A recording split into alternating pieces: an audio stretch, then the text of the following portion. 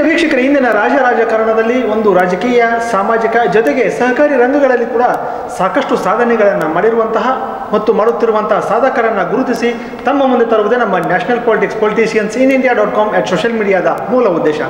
ನಮ್ಮ ಇವತ್ತಿನ ವಿಶೇಷ ಸಂದರ್ಶನದಲ್ಲಿ ಶಿವಮೊಗ್ಗ ಜಿಲ್ಲೆ ತೀರ್ಥಹಳ್ಳಿ ತಾಲೂಕು ಅರಳಸುರುಳಿ ಗ್ರಾಮ ಪಂಚಾಯಿತಿಯ ನಿಕಟಪೂರ್ವ ಅಧ್ಯಕ್ಷರು ಹಾಗೂ ಪ್ರಾಥಮಿಕ ಶಾಲಾ ಶಿಕ್ಷಕರ ಸಹಕಾರಿ ಸಂಘ ತೀರ್ಥಹಳ್ಳಿ ಇದರ ಸಂಸ್ಥಾಪಕ ಪ್ರವರ್ತಕರು ಹಾಗೂ ಕರ್ನಾಟಕ ರಾಜ್ಯ ಸರ್ಕಾರಿ ನೌಕರರ ಸಂಘ ರಾಜ್ಯ ಪರಿಷತ್ನ ಮಾಜಿ ಸದಸ್ಯರು ಹಾಗೂ ತೀರ್ಥಹಳ್ಳಿ ತಾಲೂಕಾ ಮಾಜಿ ಉಪಾಧ್ಯಕ್ಷರು ಮತ್ತು ತೀರ್ಥಹಳ್ಳಿ ತಾಲೂಕಾ ಒಕ್ಕಲಿಗರ ಸಂಘ ಇದರಲ್ಲಿ ಮಾಜಿ ಖಜಾಂಚಿಯಾಗಿ ಸೇವೆಯನ್ನು ಸಲ್ಲಿಸಿದಂತಹ ತೀರ್ಥಹಳ್ಳಿ ತಾಲೂಕು ಪ್ರಾಥಮಿಕ ಶಾಲಾ ಶಿಕ್ಷಕರ ಸಂಘದಲ್ಲಿ 3 ಅವಧಿಗೆ ಅಧ್ಯಕ್ಷರಾಗಿ ಸೇವೆಯನ್ನು ಸಲ್ಲಿಸಿರುವಂತಹ ಮತ್ತು ಸುಮಾರು 40 ವರ್ಷದಿಂದ ಸಾಮಾಜಿಕ ರಂಗದ ಜೊತೆಗೆ ಈ ಒಂದು ಶಿಕ್ಷಕರ ವೃತ್ತಿಯ ಜೊತೆಗೆ ಸಾಮಾಜಿಕವಾಗಿ ಸಾಕಷ್ಟು ಕೆಲಸ ಕಾರ್ಯಗಳನ್ನು ಮಾಡಿರುವಂತಹ ಮತ್ತು ಸಮಾಜ ಸೇವಕರು ಶ್ರೀ HR ರಂಗಪ್ಪಗೌಡ ಸರ್ ಅವರು ನಮ್ಮ ಉಪಸ್ಥಿತಿಯಲ್ಲಿದ್ದಾರೆ. ಇವರಿಗೆ ನಮ್ಮ ಪೊಲಿಟಿಷಿಯನ್ಸ್ ಇನ್ ಇಂಡಿಯಾ.com ಸೋಷಿಯಲ್ ಮೀಡಿಯಾ ಪರವಾಗಿ ಹಾರ್ದಿಕ ಸ್ವಾಗತ.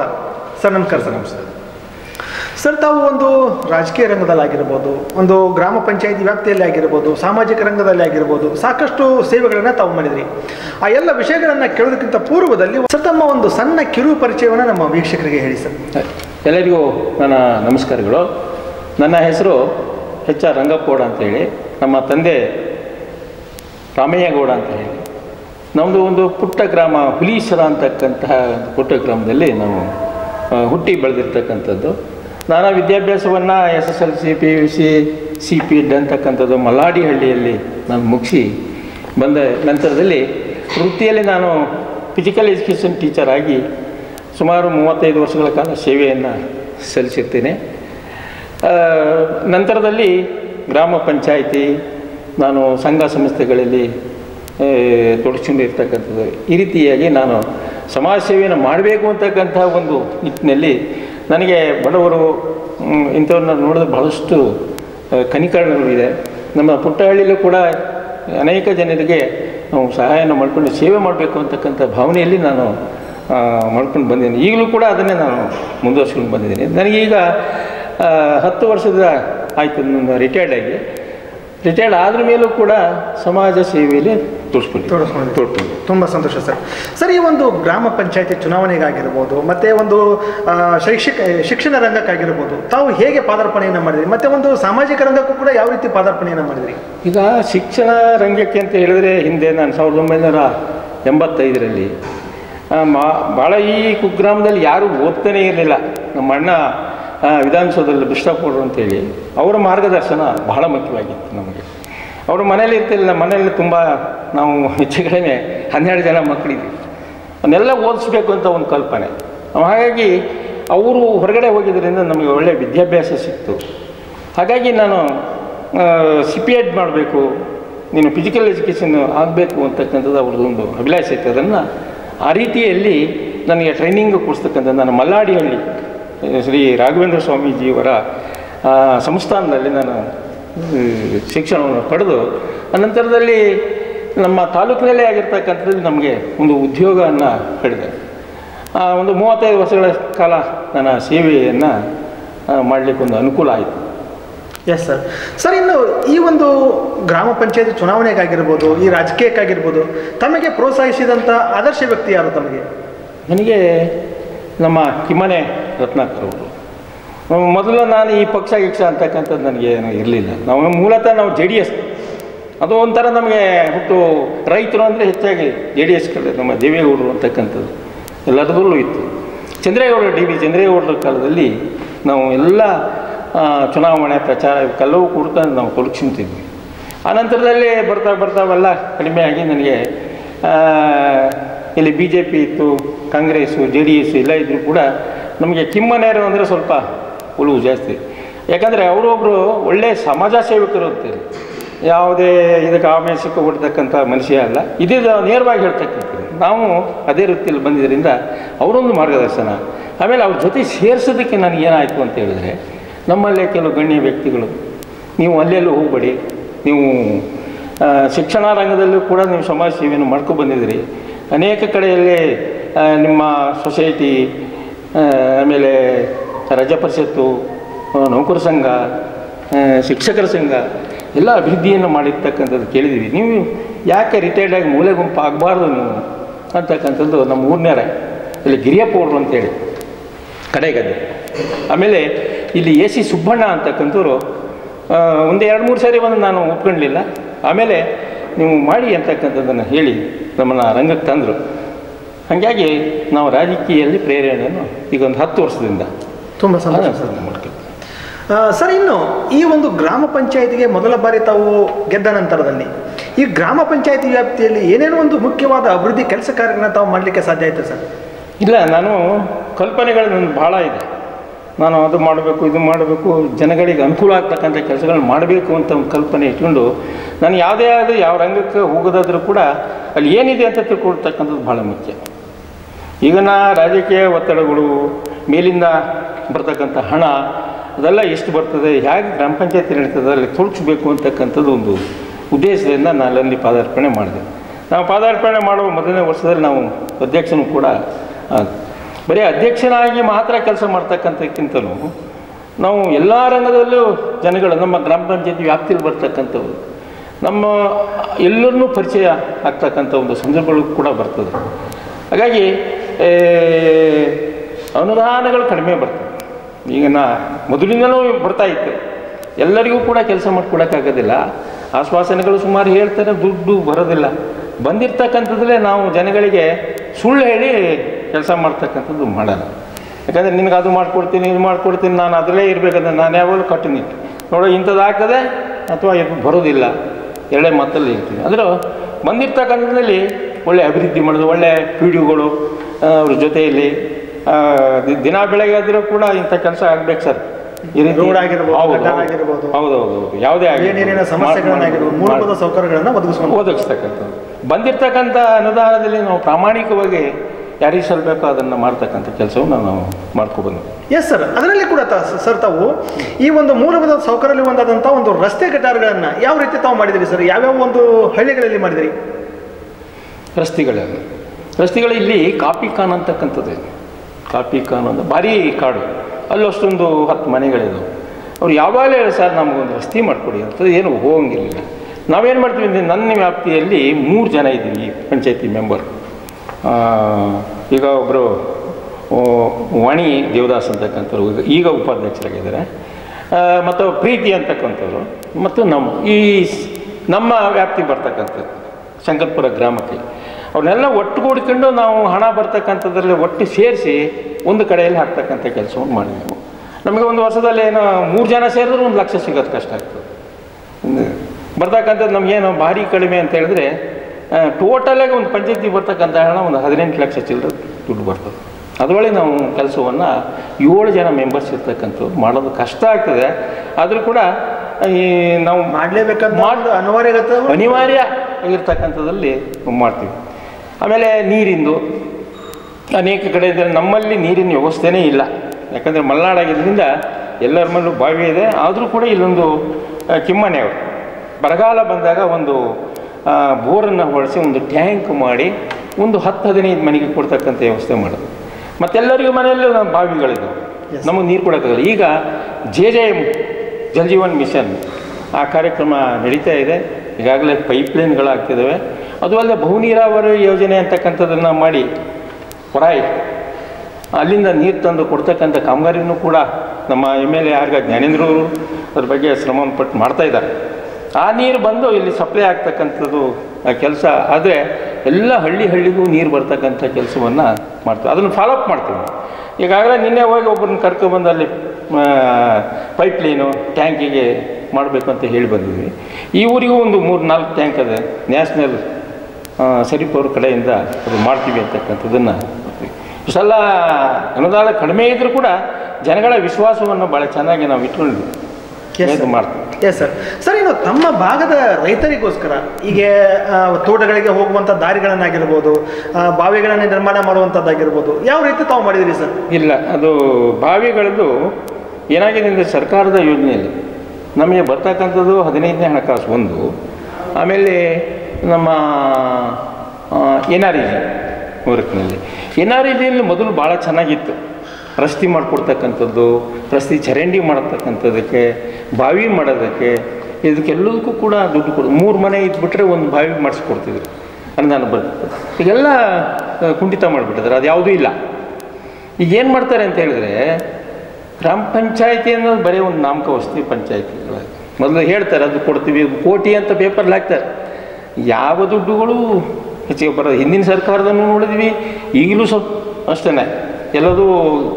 ಯಾಕಂದರೆ ನಾವು ಹೇಳ್ತಕ್ಕಂಥದ್ದು ಏನಂದರೆ, 1 ಕೋಟಿ ರೂಪಾಯಿ ಕೊಟ್ಟರೆ ನಿಮಗೆ ಕೆಲಸ ಇಲ್ಲ, ಯಾರಿಗೆ MLAರಿಗೆ ಸಣ್ಣ ಪುಟ್ಟ ಕೆಲಸಗಳನ್ನು ನಾವಿಲ್ಲಿ ರಸ್ತೆಗಳನ್ನೆಲ್ಲ ಮಾಡ್ಬೋದು, ಅದು ಕೊಡೋದಿಲ್ಲ, ಬರೋದೇ ಇಲ್ಲ. ಆ ಬಂದಿದ್ದ ದುಡ್ಡಿನಲ್ಲೇ ನಾವು ಚೂರ ಪಾರ ಮಾಡಿಕೊಂಡು ಈ ರೀತಿಯಲ್ಲಿ ಮಾಡ್ಕೊಂಡು ಹೋಗ್ತಕ್ಕಂಥದ್ದು ಮಾಡ್ತೀವಿ. ಆಮೇಲೆ NREG ನೀವು ಬಾವಿ ಕೇಳಿದ್ರು, ಈಗ ಬಾವಿ ಕೊಡೋಂಗೇ ಇಲ್ಲ, ಅಲ್ಪ ಆಳದ ಬಾವಿ ಅಂತ ಬರ್ತದೆ. ಅದಕ್ಕೆ ಏನು ಹೇಳ್ತಾರೆ, ಸಣ್ಣ ಹಿಡುವಳಿದಾರರ ಸರ್ಟಿಫಿಕೇಟ್ ಬೇಕು. ನಮ್ಮಲ್ಲಿ ಏನು ಮಾಡಿದ್ದಾರೆ, ಎಲ್ಲ ಖಾತೆದಾರರು ಕೂಡ ಒಂದು 5 ಗುಂಟೆ ಭಾಗ ಆಯ್ತು ಅಂತ ಬರೆಸ್ತಾರೆ. 1 ಎಕರೆ 5 ಗುಂಟೆ ಭಾಗ ಆಯ್ತಿದ್ದವರಿಗೆ ಬಾವಿ ಬರೋದಿಲ್ಲ, ಸರ್ಟಿಫಿಕೇಟ್ ಕೊಡೋದಿಲ್ಲ. ಹಾಗಾಗಿ ಅವು ಕೂಡ ಮಾಡೋಕ್ಕಾಗೋದಿಲ್ಲ. ನಾವು ಮಾಡೋದೇ ಕೆಲಸ ಏನಾರು ಟ್ರಂಚ್ ಹೊಡಿ ಅಂತಾರೆ, ಅಥವಾ ಗುಡ್ಡದಲ್ಲಿ ಒಂದು ಕೆರೆ ತೆಗಿ ಅಂತ. ಅದಕ್ಕೆ ನಾವು ಸರ್ಕಾರಕ್ಕೂ ಕೂಡ ನಾವು ಭಾಳಷ್ಟು ರೆಸಲ್ಯೂಷನ್ ಮಾಡಿದ್ದೀವಿ, ಕಳಿಸ್ಕೊಟ್ಟಿದ್ದೀವಿ, ಮೇಲಕ್ಕೂ ತಿಳಿಸಿದ್ದೀವಿ. ನಮ್ಮ ಮಲೆನಾಡು ಮತ್ತು ಬಯಲುಸೀಮೆಗೂ ಹೋಲಿಸ್ಬೇಡಿ, ಎಲ್ಲರಿಗೂ ಒಂದೇ ಥರದಲ್ಲಿ ಮಾಡೋಕ್ಕೆ ಹೋಗ್ಬಿಟ್ರೆ ನಮ್ಮ ಕೆಲಸಗಳು ಆಗಲ್ಲ ಅಂತಕ್ಕಂಥ ವಿಚಾರವನ್ನು ಕೂಡ ಇಟ್ಟಿದ್ದು. ಹಾಗಾಗಿ ರಸ್ತೆಗೆ ಎಲ್ಲ ಒಂದು 10% ಕೊಡ್ತಾರೆ, ಅದ್ರಲ್ಲಿ ಮಾಡೋಕ್ಕಾಗಲ್ಲ. ಯಾವುದೂ ನಾವು ಮಿಷನ್ಗಳನ್ನು ಮುಟ್ಟಂಗಿಲ್ಲ. ಅದು ಇದೆ, ಅದು ಸರ್ಕಾರಕ್ಕೆ ಅನ್ನೋದು ಒಳ್ಳೆಯದು, ಮ್ಯಾನ್ಯಲ್ ಕೆಲಸ ಮಾಡಬೇಕಂತ. ಅದ್ರ ಜೊತೆಲಿ ಏನಾಗಿದೆ ಅಂತ ಹೇಳಿದರೆ, ಈಗ ಖಾಸಗಿಯವರು ಏನು ಮಾಡ್ತಾರೆ, ಸಂಬಳವನ್ನು ಜಾಸ್ತಿ ಮಾಡಿದ್ದಾರೆ. ಒಬ್ಬ ಗಂಡಾಳಿಗೆ 500ರಿಂದ ಮೇಲೆ ಹಣವನ್ನು ಕೊಡ್ತಾರೆ, ಅವ್ರು ಬರೋದಿಲ್ಲ. ನಮ್ಮ ಹೆಣ್ಣಾಳು ಅಂತ ಕರಿತೀವಿ, ಹೆಣ್ಣಾಳಿಗೂ ಕೂಡ 400 ರೂಪಾಯಿ ಕೊಟ್ಟು ಊಟ ಕೊಟ್ಟು ಕೆಲಸವನ್ನು ಕೊಡ್ತಾರೆ. ನಾವು ಕೊಡ್ತಕ್ಕಂಥದ್ದು 350 ರೂಪಾಯಿ. ಅದು ಬೆಳಗ್ಗೆ ಹೋದರೆ ರೆಸ್ಟ್ರಿಕ್ಷನ್ ಭಾಳಷ್ಟು ಮಾಡ್ತಾರೆ. ನಿಮ್ಮ ಕಣ್ಣಿನ ದೃಷ್ಟಿಯನ್ನು ತೆಗೆದು ಮಾಡಬೇಕು, ಏನು GPS 2 ಸರಿ ಅಟೆಂಡೆನ್ಸ್ ಸರಿ, ಹೌದೌದು, ಅಟೆಂಡೆನ್ಸನ್ನು ತಗೊಳ್ತಕ್ಕಂಥದ್ದು. ಇದನ್ನು ನೋಡಿಬಿಟ್ಟು ಜನ ಕೆಲಸಕ್ಕೆ ಬರೋದು ಕಡಿಮೆ ಆಗ್ತಾಯಿದೆ. ಆದರೂ ಅವರು ಒತ್ತಾಯದಲ್ಲಿ ನಾವು NREG ವರ್ಕ್ ಮಾಡಲಿಲ್ಲ ಅಂದ್ರೆ ನಮಗೆ ಮೆಟೀರಿಯಲ್ ವರ್ಕ್ ಆಗೋಲ್ಲ, ಯಾವ ಕೆಲಸನೂ ಮಾಡಲ್ಲ. ಕೊಟ್ಟಿಗೆ ಕೊಡ್ತಾರೆ, ಕೊಟ್ಟಿಗೆಗೆ ಮೆಟೀರಿಯಲ್ ವರ್ಕ್ ಬೇಕು ಅಂದರೆ NREG ವರ್ಕ್ ಮಾಡಬೇಕು. ಅದಕ್ಕೆ ಈ ರೀತಿಯಲ್ಲಿ ಆದರೂ ಕೂಡ ನಾವು ಸರ್ಕಾರ ಹೇಳಿರ್ತಕ್ಕಂಥದ್ದನ್ನು ಆದಷ್ಟು ಪ್ರಯತ್ನವನ್ನು ಪಟ್ಟು ನಾವು ಮಾಡಿಸ್ತಾ ಇದ್ದೀವಿ. Yes sir. ಸರ್, ಇನ್ನು ತಮಗೆ ಬಂದಂಥ ಅನುದಾನದಲ್ಲಿ ಈ ಶಿಕ್ಷಣ ರಂಗಕ್ಕೆ ಯಾವ ರೀತಿ ಒಂದು ಕೆಲಸ ಕಾರ್ಯಗಳನ್ನು ಮಾಡಿದಿರಿ? ಅಂದರೆ ತಾವು ಕೂಡ ಶಿಕ್ಷಕರಾಗಿ ಒಂದಿಷ್ಟು ವರ್ಷಗಳ ಕಾಲ ಸೇವೆಯನ್ನು ಸಲ್ಲಿಸಿದ್ರಿ. ಈ ಶಿಕ್ಷಣ ರಂಗಕ್ಕೆ ಯಾವ ರೀತಿ ಒಂದು ಗ್ರಾಮ ಪಂಚಾಯಿತಿಯಿಂದ ಮಾಡಿದಿರಿ ಸರ್? ಇಲ್ಲ ಸರ್, ಶಿಕ್ಷಣ ರಂಗಕ್ಕೆ ಯಾವ ಅನುದಾನವೂ ಕೊಡೋದಕ್ಕೆ ಆಗ್ತಾ ಇಲ್ಲ. SC ST ಇವರಿಗೆ ಮಾತ್ರ ಒಂದು ಸ್ಕಾಲರ್ಶಿಪ್ ಅಂತಕ್ಕಂಥ ರೂಪದಲ್ಲಿ ನಾವು ಬಂದಿರತಕ್ಕಂಥ ಹಣನ ಒಂದು 3 ಜನ 5 ಜನಕ್ಕೆ ಅವ್ರನ್ನ ಹುಡುಕಿ ಕೊಡ್ತಕ್ಕಂಥದ್ದು ಮಾಡ್ತೀವಿ. ಅದು ಬಿಟ್ಟರೆ ಶಿಕ್ಷಣಕ್ಕಾಗಿ ಏನೂ ಕೊಡ್ತಕ್ಕಂಥದ್ದು ನಮಗೇನಾಗಿದೆ, ವರ್ಗ 1 ಅಂತ ಬರ್ತದೆ. ವರ್ಗ 1 ಅಂದರೆ ನಾವು ಕಂದಾಯ ವಸೂಲು ಮಾಡ್ತಕ್ಕಂಥದ್ದು, ಅಥವಾ ಇನ್ಯಾವುದಾರು ಲೈಸೆನ್ಸು ಕೊಟ್ಟಿರೋ ದುಡ್ಡು, ಅದು ಇದೆಲ್ಲ ಒಟ್ಟು ಮಾಡಿ 1 ಲಕ್ಷ ರೂಪಾಯಿ ಬರ್ಬೋದು ನಮಗಷ್ಟೇ. ಕೆಲವರಿಗೆ ಏನಾಗುತ್ತೆ ಅಂತ ಹೇಳಿದ್ರೆ ಬೇರೆ ಬೇರೆ ಇರುತ್ತೆ. ನಮ್ಮ ಸಣ್ಣ ಗ್ರಾಮ ಪಂಚಾಯತಿಗಳು ಮನೆ ಟ್ಯಾಕ್ಸಿಂದ ನೀವು ಟೌನ್ ವ್ಯಾಪ್ತಿಯಲ್ಲಿ ಇರ್ತಕ್ಕಂಥ ಹತ್ತಿರದಲ್ಲಿ ಇರ್ತಕ್ಕ ಅವ್ರಿಗೆ ಭಾಳಷ್ಟು ಸೋರ್ಸ್ ಇರ್ತದೆ, ಅವರು ಹಣಗಳಿರ್ತದೆ, ಅವರೆಲ್ಲ ಯಾವುದಕ್ಕೂ ಪ್ರಯೋಜನ ಮಾಡಿಬಿಟ್ಟು ಬೇರೆ ಬೇರೆ ಸೌಲಭ್ಯಗಳು ಮಾಡ್ಬೋದು. ನಮ್ಮ ಜನ ಏನು ಮಾಡ್ತಾರೆ ಅಂದರೆ, ಅಲ್ಲಿ ಮಾಡಿದರೆ ನೀವು ಯಾಕೆ ಮಾಡಲ್ಲ ಅಂತಕ್ಕಂಥ ಪ್ರಶ್ನೆಗಳನ್ನು ಕೂಡ ಕೇಳ್ತಾರೆ. ಅಂದರೆ ಸರ್, ಈಗ ಶಿಕ್ಷಣ ರಂಗದಲ್ಲಿ ಉದಾಹರಣೆಗಾಗಿ ಒಂದು ಕಾಂಪೌಂಡ್ ನಿರ್ಮಾಣ ಆಗಿರ್ಬೋದು, ಚಾವಣಿ ಹೊದಿಸುವಂಥದ್ದಾಗಿರ್ಬೋದು, ಗ್ರೌಂಡನ್ನು ನಿರ್ಮಾಣ ಮಾಡುವಂಥದ್ದಾಗಿಲ್ಲ, ಏನಾದರೂ ಮಾಡಿದ್ದಾರೆ? ಇಲ್ಲ ಇಲ್ಲ, ಮಾಡೋಕ್ಕೆ ಹಣನೇ ಇಲ್ಲ, ಹಣನೇ ಬರ್ತದೆ. ನಾವೇನೋ ಅಂತ ಹೇಳಿದ್ರೆ, ನಾವು ಪಂಚಾಯತಿಯಲ್ಲಿ ಸ್ವಲ್ಪ ಒಂದು 5,000 10,000 ನೀರು ಕೊಟ್ಟು ಅದು ಯಾವುದು ವರ್ಗ 1ರಲ್ಲಿ ಕೊಡಬೇಕು, ಮತ್ತು ಯಾವುದ್ರಲ್ಲೂ ಕೊಡೋಕ್ಕೆ ಬರಲ್ಲ. ಅದರಲ್ಲಿ ಕೊಟ್ಟು ಇನ್ನು ದಾನಿಗಳಿಂದ ಇದು ಮಾಡಿ, ನಾನು ಹೋದ್ಸರಿ ನಮ್ಮ ಊರು ಶಾಲೆಯಲ್ಲಿ ಇಲ್ಲಿ ನಾವು ಯಾವುದೋ ಗಿಡ ಹಾಕಿದ್ವು, ಅದನ್ನೆಲ್ಲ ಕಳಗಿಸಿದ್ದು ಒಂದು 81 ಲಕ್ಷ ರೂಪಾಯಿ ಬಣ್ಣ ದಾನಿಗಳಿಂದ ಕಲೆಕ್ಟ್ ಮಾಡಿ ನಮ್ಮ ಪಂಚಾಯತಿಯಿಂದ ಶಾಲೆಗಳಿಗೆ ನಮ್ಮ ಅಂಗನವಾಡಿ ಇವಕ್ಕೆಲ್ಲ ಕೊಡೋದಕ್ಕೆ ಯಾವ ಪ್ರಯೋಜನ ಮಾಡೋಕ್ಕೆ ನಮ್ಗೆ ದುಡ್ಡಿಲ್ಲಿದ್ದಾಗ ಮಾಡೋಕ್ಕೆ ಪ್ರಯೋಜನವೂ ಇಲ್ಲ. ಅದು ಜೊತೆಯಲ್ಲಿ ಅವ್ರನ್ನ ಬಿಡಬಾರ್ದು ಅನ್ನೋದಕ್ಕೆ ಸ್ವಲ್ಪ ಒಂದು 5-10,000 ರೂಪಾಯಿಗಳಿಗೆ ಕೊಡ್ತಕ್ಕಂಥ ಕೆಲಸವನ್ನು ನಾವು ಮಾಡ್ತೀವಿ ಅಷ್ಟೇ. Yes sir. ಸರ್, ಇನ್ನು ತಮ್ಮ ಒಂದು ಗ್ರಾಮ ಪಂಚಾಯತಿ ವ್ಯಾಪ್ತಿಯಲ್ಲಿ ಬರ್ತಕ್ಕಂಥ ಈ ಬಡವರಿಗೆ ವಸತಿ ಯೋಜನೆಗಳನ್ನು ಯಾವ ರೀತಿ ಮಾಡ್ತಾ ಇದ್ದೀರಿ ಸರ್? ಸರ್, ಈಗ ಸರ್ಕಾರ ಆ ಯೋಜನೆ ಮೊದಲು ಸ್ವಲ್ಪ ಮನೆಗಳು ಬರ್ತಾಯಿತ್ತು, ಈಗ 5ನೇ ವರ್ಷವೂ ಬಂದಿತ್ತು. ಬಂದಲ್ಲಿ ಏನು ಮಾಡ್ತಾರೆ ಅಂತ ಹೇಳಿದ್ರೆ ನಮಗಿಷ್ಟು ಮನೆ ಅಂತ ಕೊಡ್ತಾರೆ, ಒಂದು 20 ಮನೆ ಕೊಟ್ಟರೆ ಅಲ್ಲಿ ಈ ಕೆಟಗರಿ ವೈಸನ್ನು ಕೊಡ್ತಕ್ಕಂಥದ್ದು ಇದೆ. SC ಇಷ್ಟು ಮನೆ, ST ಇಷ್ಟು, ಅಲ್ಪಸಂಖ್ಯಾತರು ಹಿಂಗೆ. ಕೆಲವು ಏನಾಗಿದೆ ಅಂದರೆ ನಮಗೆ SC ST ಅನ್ನೋದ್ರ ಜೊತೆಯಲ್ಲಿ ಅವರಿಗೆ ಸರ್ಟಿಫಿಕೇಟ್ ಎಷ್ಟೋ ಜನಕ್ಕೆ ಇಲ್ಲ. ನಮಗೆ ಮರಾಠಿ ಅಂತಕ್ಕಂಥದ್ದು ಅವ್ರಿಗೆ ST ಸರ್ಟಿಫಿಕೇಟ್ ಆಗಬೇಕು. ಆ ಸರ್ಟಿಫಿಕೇಟ್ ಇಲ್ಲದೇ ಇರೋದ್ರಿಂದ ನಾವು ಅವ್ರಿಗೆ ಮನೆ ಕೊಡೋಕ್ಕೆ ಬರೋದೇ ಇಲ್ಲ. ಹಾಗಾಗಿ ಅಲ್ಪಸಂಖ್ಯಾತರು, ನಮ್ಮ ಪಂಚಾಯತಿಲಿ ಅಲ್ಪಸಂಖ್ಯಾತರು ಇಲ್ದಿದ್ರೆ ಆ ಮನೆಗಳನ್ನು ವಾಪಸ್ ತಗೊಳ್ತಕ್ಕಂಥದ್ದು. ನಾವು ಅದನ್ನು ಏನು ಹೇಳ್ತೀವಿ ಅಂದರೆ ಇನ್ನೂ ಬಡವರಿದ್ದಾರೆ ಅವ್ರಿಗೆ ಕೊಡಿ ಅಂತಕ್ಕಂಥದ್ದು. ಅದನ್ನು ಕೊಡೋಕ್ಕೆ ಬರೋದಲ್ಲ, ಅದು ಯಾರಿಗೆ ಅಲಾಟ್ ಆಗಿರ್ತದೆ ಅವ್ರಿಗೆ ಮಾತ್ರ ಅದು ವಾಪಸ್ ಹೋಗಬೇಕು ಅಂತಕ್ಕಂಥದ್ದು. ಇರ್ತಕ್ಕಂಥ ಮನೆಯಲ್ಲೇ ನಮಗೆ ಕೊಡ್ತಕ್ಕಂಥ ದುಡ್ಡು ಎಷ್ಟು ಅಂತ ಹೇಳಿದ್ರೆ 1,20,000. ಅದೇನೋ ಸಹಾಯಧನ ಸರ್ಕಾರ ಏನೋ ಯೋಚನೆ ಮಾಡಿ ಕೊಡ್ತಕ್ಕಂಥದ್ದು ಕರೆಕ್ಟ್. ಆದರೆ ಈ ಕಾಲದಲ್ಲಿ 1,20,000 ತಗೊಂಡು ಯಾವ ಮನೆ ಮಾಡೋಕ್ಕೂ ಸಾಧ್ಯತೆ ಇಲ್ಲ. ಅಟ್ಲೀಸ್ಟು ಕನಿಷ್ಠ ಅಂದರೆ 5 ಲಕ್ಷ ಅದರಲ್ಲೂ ಕೊಡ್ತಾರೆ. ಯಾವುದರಲ್ಲಿ ಫ್ಲಡ್ನಲ್ಲಿ ಹೋಗಿರ್ತಕ್ಕಂಥದ್ದಕ್ಕೆ 5 ಲಕ್ಷ ಕೊಡ್ತಾಯಿದ್ರು. ಅದು ಈ ಸರಿ ಬಂದಿಲ್ಲ, ಹಿಂದಿನ ಸರಿ ಎಲ್ಲ ಕೊಡ್ತಾಯಿದ್ರು. ಒಂದಷ್ಟು ಮನೆಗಳಾಗಿದ್ದಾವೆ ಫ್ಲಡ್ಡಲ್ಲಿ ಬಂದು 5 ಲಕ್ಷ ಕೊಟ್ಟರು. ಇದೂ ಕೂಡ ನನ್ನ ಯೋಚನೆಯನ್ನು ನಾನು ಹೇಳೋದು, 1,20,000 ಕೊಡೋದ್ರಿಂದ ಅವನಿಗೆ ಮನೆಯನ್ನು ಮತ್ತು ಸಾಲಗಾರನಾಗಿ ನಾವು ಮಾಡ್ತಕ್ಕಂಥದ್ದಾಗ್ತದೆ. ಅದಕ್ಕೆ ಸರ್ಕಾರ ಇದನ್ನು ಎಚ್ಚೆತ್ಕೊಂಡು ಕನಿಷ್ಠ ಮನೆ ಕೊಡೋ ಒಬ್ಬ ಬಡವನಿಗೆ ಕೊಡುವಾಗ ಒಂದು 5 ಲಕ್ಷ ಅಥವಾ 3 ಲಕ್ಷವನ್ನು ಕೊಡ್ತಕ್ಕಂಥದ್ದನ್ನು ಮಾಡಿದ್ರೆ ನಾವು ಕೊಟ್ಟಿರ್ತಕ್ಕಂಥದ್ದು ಸ್ವಾರ್ಥಕ ಆಗ್ತದೆ ನನ್ನ ಭಾವನೆ. Yes sir. ಸರ್, ಇನ್ನು ಮುಖ್ಯವಾಗಿ ತಮ್ಮ ಗ್ರಾಮ ಪಂಚಾಯತಿ ವ್ಯಾಪ್ತಿಯಲ್ಲಿ ಬರ್ತಕ್ಕಂಥ ಮನೆಗಳಿಗಾಗಿರ್ಬೋದು, ಹಳ್ಳಿಗಳನ್ನಾಗಿರ್ಬೋದು, ಸ್ವಚ್ಛತೆಯನ್ನು ಯಾವ ರೀತಿ ಕಾಪಾಡ್ತಾ ಇದ್ದೀರಿ? ಸ್ವಚ್ಛತೆ ನಮ್ಮಲ್ಲಿ ಇಲ್ಲಿ ಹಳ್ಳಿ ಆಗಿದ್ದರಿಂದ ಹಸಿ ಕಸ ಮತ್ತು ಒಣ ಕಸ ಅಂತಕ್ಕಂಥದ್ದನ್ನು ಬೇರ್ಪಡಿಸ್ತಕ್ಕಂಥದ್ದು. ನಮ್ಮಲ್ಲೂ ಕೂಡ ನಮಗೆ ಒಂದು ಗಾಡಿ ಕೊಟ್ಟಿದ್ದಾರೆ.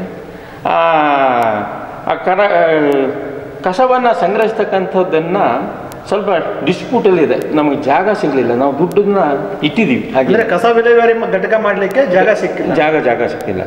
ಅದು ಅಲ್ಲಿ MPM ಅವ್ರ ಮರ ಕಟಾವು ಮಾಡಲ್ಲ, ಅದು ಫಾರೆಸ್ಟು ನಮ್ಮದು ಅಂತಾರೆ, MPM ನಮ್ಮದು ಅಂತಾರೆ. ಈಗ 2 ವರ್ಷಗಳ ಕಾಲ ನಾವು ಯಾರ್ಯಾರಿಗೆ ಬರೀಬೇಕು ಎಲ್ಲದನ್ನೂ ಮಾಡಿದ್ದೀವಿ, ಆದರೂ ಕೂಡ ಅದು ರಿಲೀಸ್ ಆಗಿಲ್ಲ. ನಮ್ಮಲ್ಲಿ ಗಾಡಿ ಇದೆ, ಗಾಡಿ ತಂದು ನಿಲ್ಲಿಸಿದ್ವಿ, ಡ್ರೈವರ್ನೂ ಮಾಡಿದ್ದೀವಿ. ಆ ಕಸವನ್ನು ಒಂದು ಬ್ಯಾಗನ್ನು ತಂದು ಎಲ್ಲ ಮನೆಗೂ ಕೂಡ ಕೊಟ್ಟು, ಆದರೆ ಕಸವನ್ನು ಈ ಹಳ್ಳಿಗಳಾಗಿದ್ದರಿಂದ ಕಸಗಳು ಸಿಗೋದೇ ಇಲ್ಲ. ಅಂದರೆ ನಾನು ಇದನ್ನು ತಪ್ಪು ಅಂತ ತಿಳ್ಕೊಳ್ತಕ್ಕಂಥದ್ದು. ಯಾಕಂದರೆ ಇಲ್ಲಿ ಒಂದು ಮನೆ ಇದೆ, ನೀವು ಬಹುಶಃ ಈಗ ನೋಡಿದ್ದೀರಿ, ನೀವು ಬರುವಾಗ ಎಷ್ಟು ಮನೆ ಸಿಗ್ತು? ಒಂದು 10 ಮನೆ ಅಂದರೆ 1 ಕಿಲೋಮೀಟ್ರ್ ಹೋಗ್ಬೇಕಾಗ್ತದೆ. ಹಾಗಾಗಿ ನಮ್ಮಲ್ಲಿ ಎಮ್ಮೆ ಇದೆ, ದನ ಇದೆ, ಹಸಿ ಕಸಗಳು ಅವೇ ಹಾಕ್ತೀವಿ. ಈ ಒಣ ಕಸಗಳು ಪ್ಲಾಸ್ಟಿಕ್ಕು ಮತ್ತು ಬಾಟ್ಲಿಗಳು ಅವನ್ನು ನಾವು ಸಂಗ್ರಹಿಸ್ತಕ್ಕಂಥ ಕೆಲಸವನ್ನು ಸ್ವಲ್ಪ ದಿನ ನಾವು ಮಾಡಿದ್ದೀವಿ, ಈಗಲೂ ಮಾಡ್ತಾಯಿದ್ದೀವಿ. ಅದೇ ಅದು ಸಂಗ್ರಹಿಸಿ ಎಲ್ಲಿಡಬೇಕು ಅಂತಕ್ಕಂಥದ್ದನ್ನು ಇನ್ನೂ ಕೂಡ ನಮಗೆ ಜಾಗವನ್ನು ಕೊಟ್ಟಿಲ್ಲ. ಈ ರೀತಿಯಲ್ಲಿ ನಮ್ಮ ಪಂಚಾಯತಿಗೆ ಮಾತ್ರ ಹೇಳ್ತಕ್ಕಂಥ, ಕೆಲವು ಪಂಚಾಯತಿಯಲ್ಲಿ ಮಾಡ್ತಾಯಿದ್ದಾರೆ. ಇದು ಒಳ್ಳೆಯ ಕೆಲಸ. ಆದರೂ ಕೂಡ ಹಳ್ಳಿಗಿಂತ ಬೇರೆ ಬೇರೆ ಪಟ್ಟಣಗಳು ಅಥವಾ ಮನೆ ಇರ್ತಕ್ಕಂಥಲ್ಲಿ ಭಾಳ ಇಂಪಾರ್ಟೆಂಟ್ ಕಸಗಳು ತೆಗೆಸ್ತಕ್ಕಂಥದ್ದು. ಆಮೇಲೆ ಈ ಜನಗಳು ಅಷ್ಟೇ ಅವೇರ್ನೆಸ್ಸು, ಈ ಪ್ಲಾಸ್ಟಿಕ್ ವಿಚಾರವನ್ನು ನಾವು ಹೇಳ್ತೀವಿ.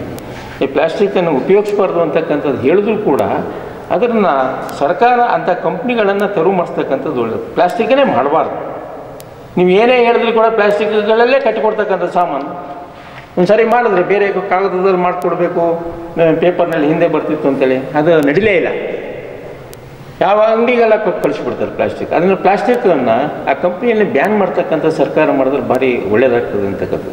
ಆಮೇಲೆ ಈ ಬಾಟ್ಲಿಗಳು, ಅದು ಗೊತ್ತಿದೆ, ಅದು ಒಂದು ಕಡೆ ಹಾಕೋದಲ್ಲಿ ಎಲ್ಲೆಲ್ಲಿ ಬೇಕೋ ಅಲ್ಲೆಲ್ಲಿ ಎಸಿತಕ್ಕಂಥ ನಮ್ಮ ಜನಗಳಲ್ಲಿ ಅವೇರ್ನೆಸ್ ಬರಬೇಕು.